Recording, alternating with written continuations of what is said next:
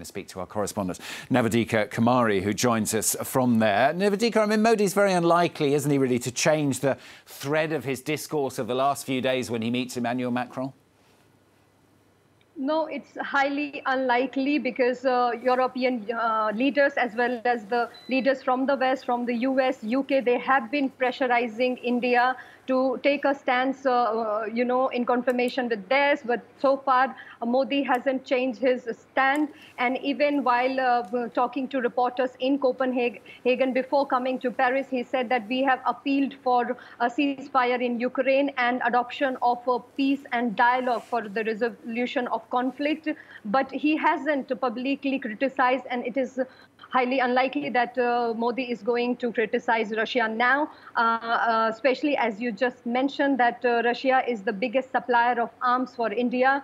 And but talking about what Modi and Emmanuel Macron are going to discuss, they are believed to be discussing trade cooperation, technology in defense and energy. And they are not supposed to, right now it's believed that they are not going to sign any deal or agreement, but they will be discussing a range of issues. And Ukraine is, of course, will be top of the agenda, but we do not expect any big change in Modi's stance. No, but with India's having such strong ties with Russia and indeed with other nations as well, is that relationship with the EU still even important for India? Of course, because Russia, if we, in simple terms, Russia is an old and trusted friend. EU is India's new friend, and India needs both.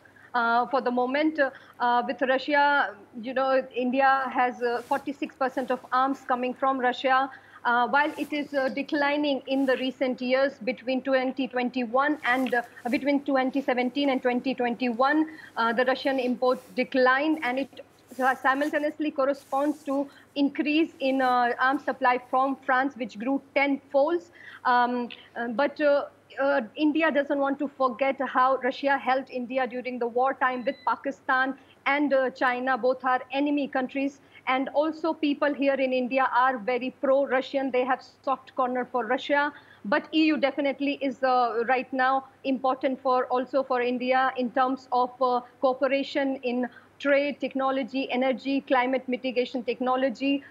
Just recently, European Union Chief Ursula von der Leyen was here, and she met Modi, and they decided together that there is a need to step up their cooperation, even people-to-people cooperation. And in terms of geopolitics, EU is extremely important because it plays a major role in the Indo-Pacific region, a region which is dominated by China, and India constantly feels the threat from this giant and hostile neighbors. So definitely, for the moment, India needs both the partners, and it is trying to play a balancing act. Nivedita, thanks very much. Nivedita Kumari.